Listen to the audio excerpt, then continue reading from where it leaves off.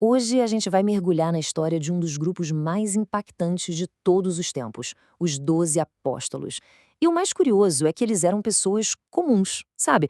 Com origens bem simples, mas que acabaram seguindo um caminho extraordinário e deixando um legado que, bom, ecoa até hoje. E a pergunta que vai guiar a nossa conversa é exatamente essa. Por trás das figuras quase mitológicas, quem eram essas pessoas de verdade? A gente vai explorar as vidas deles, as dúvidas, as fraquezas e a jornada que os transformou de cidadãos comuns nos verdadeiros pilares de um movimento que, mais tarde, ganharia o mundo. Então, vamos lá, quem eram eles?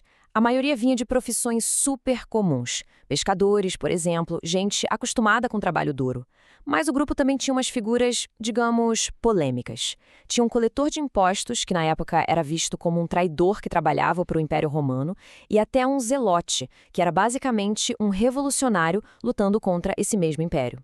Pensa só na mistura, era um time totalmente improvável. Essa equipe improvável é o nosso primeiro ponto.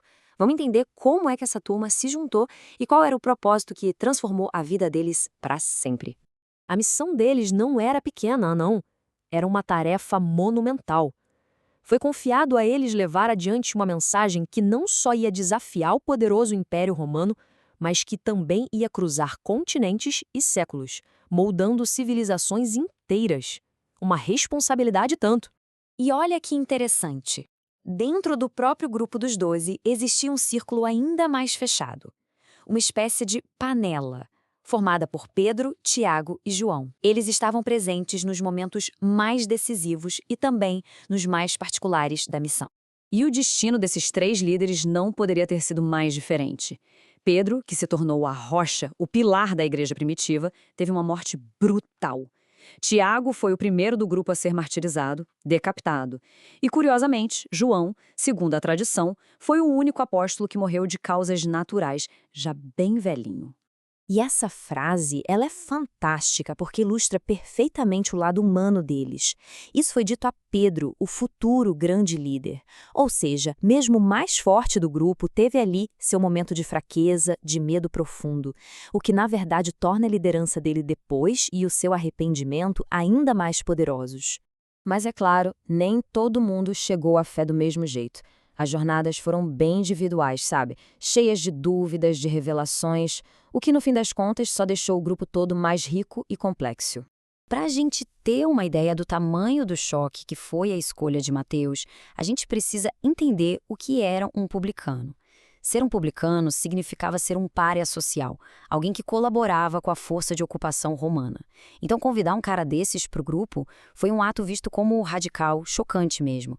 E isso só reforça que o grupo não era formado por homens perfeitos. Muito pelo contrário. Tinha o parasocial Mateus e o cético Tomé, aquele que precisou ver para crer.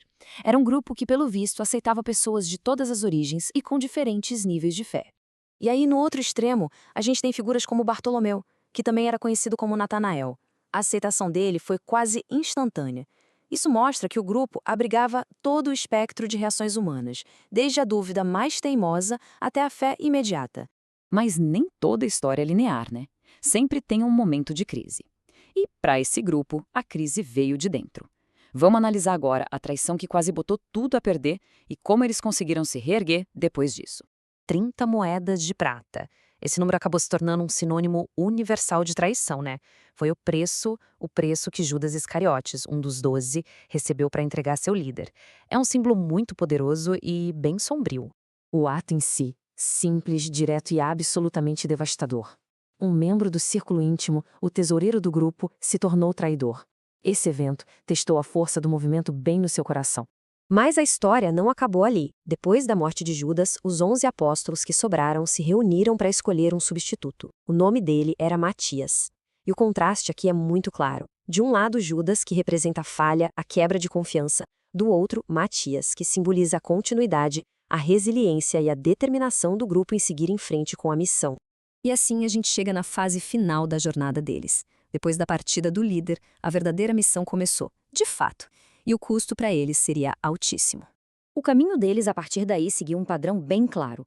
Primeiro, a missão de espalhar a mensagem. Isso fez com que eles viajassem para os cantos mais distantes do mundo conhecido na época. E, inevitavelmente, eles encontraram muita, mas muita oposição. o que levou quase todos eles a um destino final em comum: o martírio. A realidade do que eles enfrentaram é brutal. E os números aqui mostram isso sem deixar dúvidas. A tradição cristã conta que, com a única exceção de João, todos os apóstolos originais, e isso inclui o substituto Matias, morreram como mártires. É um nível de compromisso que levou 92% deles ao sacrifício final. E qual foi o resultado de todo esse sacrifício? Bom, foi o trabalho duro e a perseverança desses homens comuns que serviram de alicerce, a base sobre a qual uma das maiores religiões do mundo foi construída, se espalhando de um pequeno canto do Oriente Médio para todos os continentes. No fim das contas, a história deles é sobre isso. Pessoas comuns que deixaram um legado absolutamente extraordinário.